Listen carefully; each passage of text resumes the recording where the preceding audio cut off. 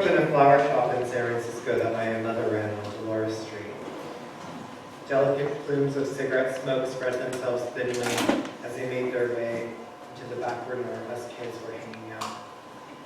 A gruff, raspy-voiced woman, another floral designer at my mom's flower shop, would sometimes growl at us after taking a drag of her cigarette.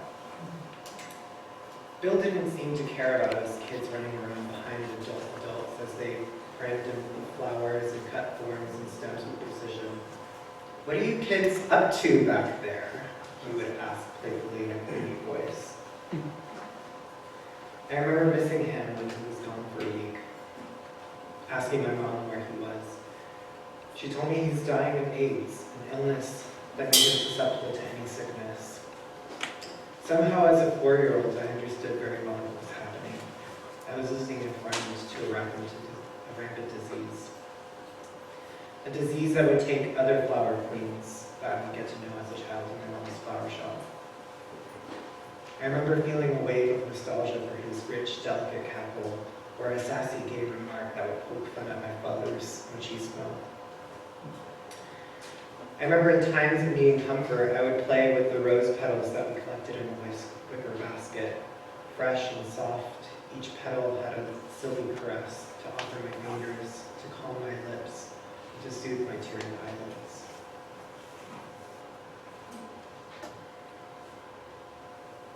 This is an ode to my cloaca, an orifice that birds have.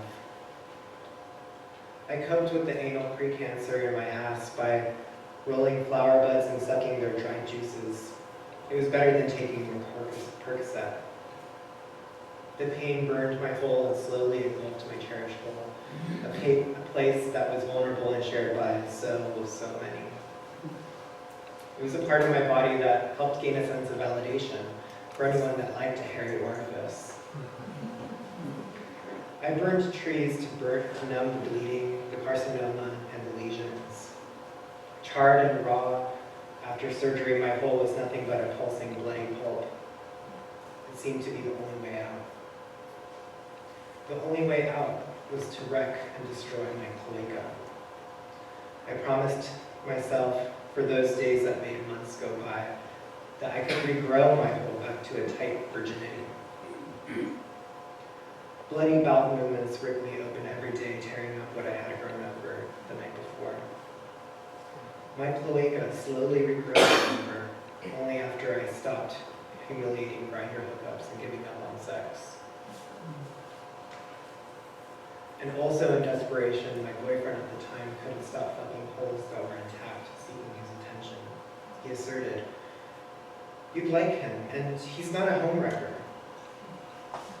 But my cloaca was wrecked, scarred and infected with obvious marks, and there was always a comment on the scars and the discoloration. Even still, I ripped tight scar tissue, ripped in some pleasure, sitting on some random dick. A mangled rosebud, wrinkled, torn up like petals oxidized and cured. This is an ode to my tainted, scarred hole. Not pretty, not pink, but still a precious orifice.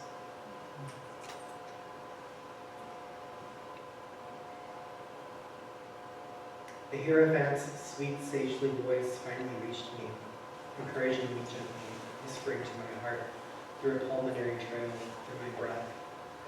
He affirmed my power as a witch.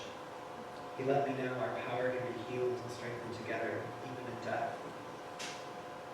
He let me know he's my ancestor now. The sadness and grief that had just been sitting in my bones, it felt, was just weighing me down. The exhaustion and destruction settled there, pulsing again, reminding me to keep persisting, keep going on, keep going for your life. I sat and watched the embers burning, recalling all the beautiful memories you have left me. You even psychically texted me in my sleep, weeks before you died, attempting to reach out in pain and isolation that your body and heart could no longer handle. Pain and isolation that HIV holds onto us, even with PrEP lovers and undetectability. We break, we die, and we carry on in some way. We'll make magic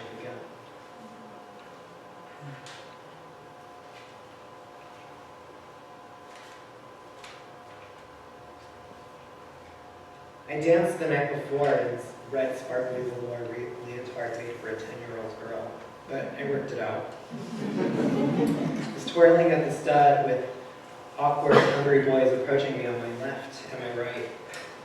And I was feeling myself, even if I was in deep denial that I had AIDS. When the cold, aching flames burned my joints, it was 4 a.m. and I was trying to sleep, landing myself into 2 hospitalizations. The burn was everywhere in my skull, in every vertebrae and joint pulsed with fire. Around the hospital bed came fairies, lovers, friends, and family, and my boyfriend as well. Of course I'm taking my vitamin A's, I told him. But the doctors had told him the truth. There's no way I could have been taking my vitamin A's. I only had 5 T cells. Leave me or take your meds, he said. He begged me to live. Somehow clutching closer to death felt more comfortable than living.